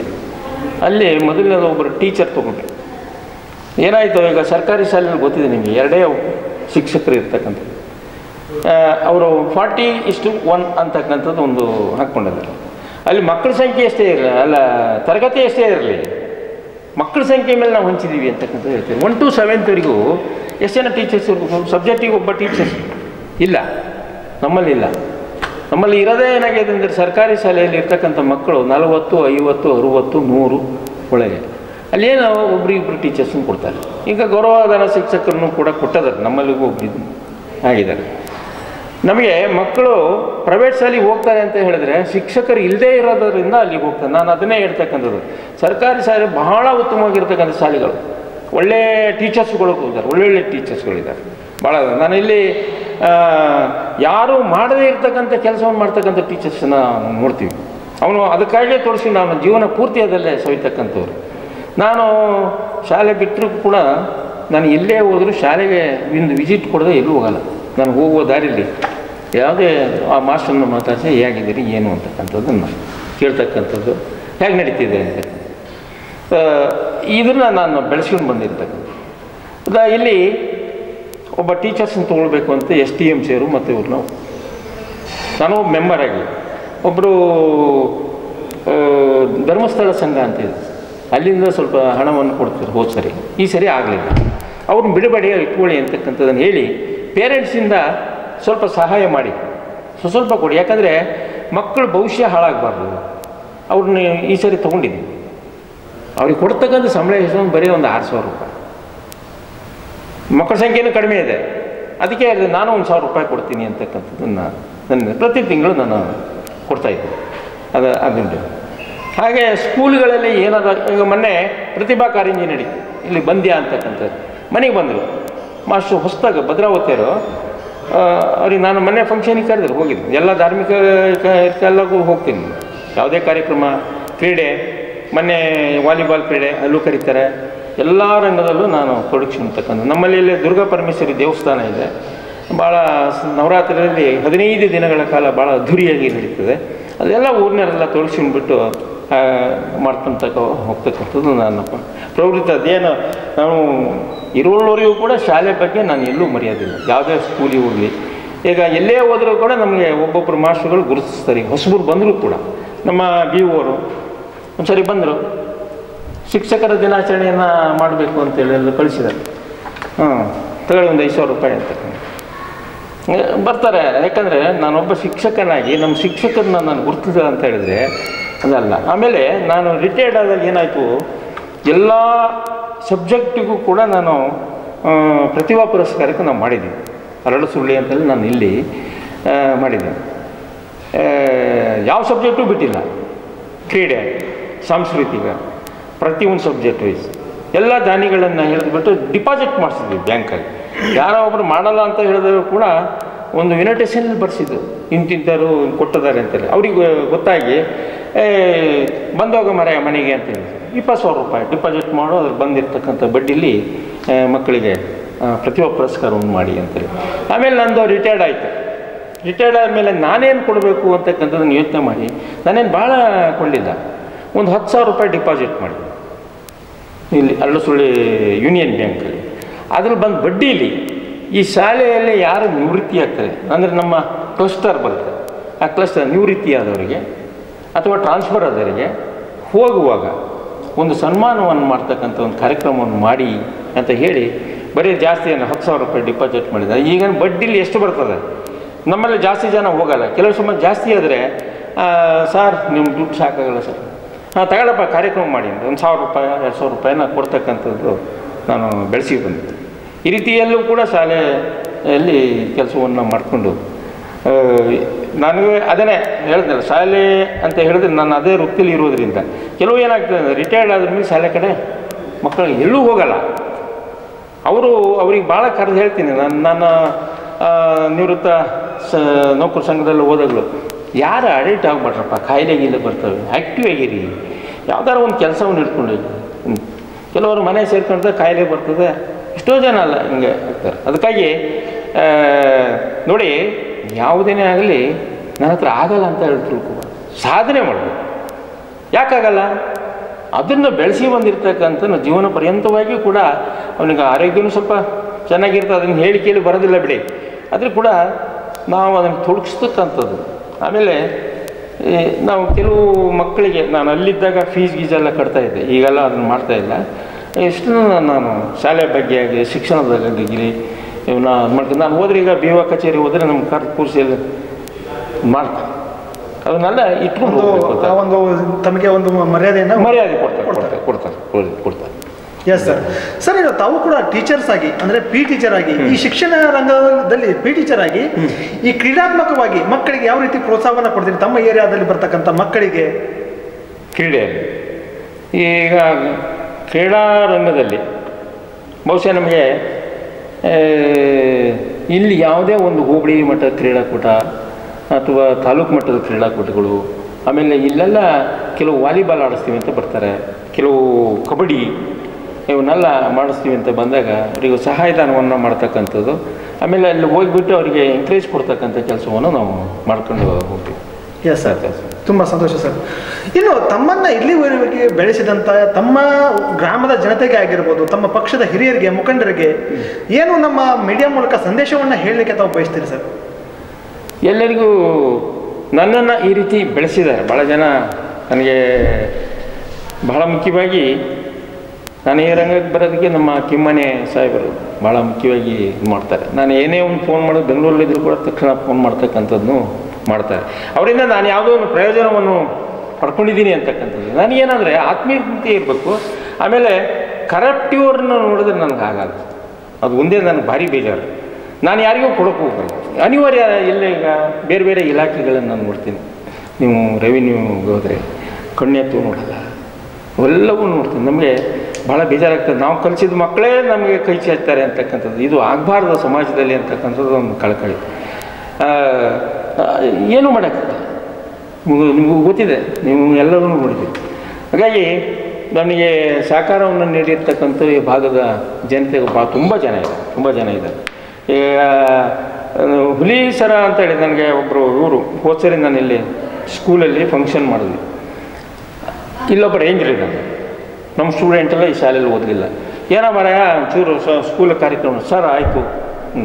ಅವ್ನು ಹೇಳ್ದ, ಸರ್ ನಾನು ಇರೋದು ಮಂಡಗದ್ದೆ ತುದಿಲಿದ್ದೀನಿ, ಯಾವ ಊರು ಅಂತ ಕೇಳಿದ್ರೆ ನಂದು ಹುಲಿಸರ ರಂಗಪ್ಪ ಮಾಸ್ಟರ್ ಮನೆಯ ಅಂತ ಕೇಳಿದ. ಆಮೇಲೆ ಆಗ ಮೇಲೆ ಒಬ್ಬಿದ್ದಾನೆ, ಅವನು ಒಬ್ಬ ರೇಂಜ್ರಿ ಇಲ್ಲಿ ಸೊನ್ಲೆ ಅವನು ಅಂತೇಳಿ ಅವನಿಗೂ ಕೇಳಿದೆ, ಅವನು ದುಡ್ಡು ಕೊಟ್ಟ. ಸರ್ ಕೊಡ್ತೀನಿ. ಈ ರೀತಿಯಲ್ಲಿ ನನಗೇನಿಲ್ಲ, ಒಂದು ಫೋನ್ ಹೊಡೆದ್ರೆ ದುಡ್ಡು ಕಳಿಸ್ತಕ್ಕಂಥವ್ರು ಮಾಡ್ತಾರೆ. ನಾವು ಅದನ್ನು ಅಚ್ಚುಕಟ್ಟಾಗಿ ಮಾಡಿ ತೋರಿಸ್ತಕ್ಕಂಥದ್ದು. ಈ ರೀತಿಯಲ್ಲಿ ನಾವು ಜನಬೆಂಬಲವನ್ನು ಪಡ್ಕೊಂಡು ಹೋಗಿದ್ದೀವಿ. ಅದೇ ರೀತಿ ಈ ಗ್ರಾಮ ಪಂಚಾಯತಿ ಚುನಾವಣೆಯಲ್ಲಿ ನನ್ನನ್ನು ಗೆಲ್ಲಿಸಿರ್ತಕ್ಕಂಥ ಎಲ್ಲ ಮತದಾರ ಬಂಧುಗಳಿಗೂ ಹಾಗೂ ಅಧ್ಯಕ್ಷರನ್ನ ಆಗಿ ಮೊದಲನೇ ಬಾರಿಗೆ ಮಾಡಿರ್ತಕ್ಕಂಥ ಎಲ್ಲ ಸದಸ್ಯರಿಗೂ ಹಾಗೂ ಎಲ್ಲ ಸಿಬ್ಬಂದಿ ವರ್ಗದವರಿಗೂ ಹಾಗೂ ಇಡೀ ಈ ಶಂಕರಪುರ ಗ್ರಾಮ ಪಂಚಾಯತಿ ಎಲ್ಲ ಮತದಾರ ಬಂಧು ಮತ್ತು ಗ್ರಾಮಸ್ಥರಿಗೂ ಅಕ್ಕ ತಂಗಿಯರು ತಾಯಿ ತಂದೆಯವರಿಗೂ ಎಲ್ಲರಿಗೂ ಕೂಡ ನನ್ನ ವಂದನೆಗಳನ್ನು ಸಲ್ಲಿಸ್ತೀನಿ. ತುಂಬ ಸಂತೋಷ ಸರ್. ಇಷ್ಟೊತ್ತು ನಮ್ಮ ಮತ್ತು ನಮ್ಮ ವೀಕ್ಷಕರ ಮುಂದೆ ತಮ್ಮ ಒಂದು ರಾಜಕೀಯದ ವಿಷಯಗಳನ್ನು, ಸಾಮಾಜಿಕ ರಂಗದ ವಿಷಯಗಳನ್ನು, ಧಾರ್ಮಿಕ ರಂಗದ ವಿಷಯಗಳನ್ನು ಹಂಚಿಕೊಂಡಿದ್ದಕ್ಕಾಗಿ ತುಂಬ ಧನ್ಯವಾದಗಳು. ನಮಸ್ಕಾರ ಸರ್. ನಮಸ್ಕಾರ.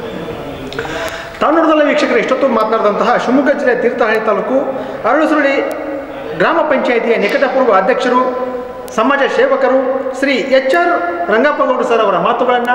ಇವರ ಇನ್ನಷ್ಟು ಮಾಹಿತಿಗಾಗಿ ಲಾಗಿನ್ ಆಗಿ www.politiciansinIndia.com ಸೋಷಿಯಲ್ ಮೀಡಿಯಾ. ಜೈ ಹಿಂದ್, ಜೈ ಕರ್ನಾಟಕ.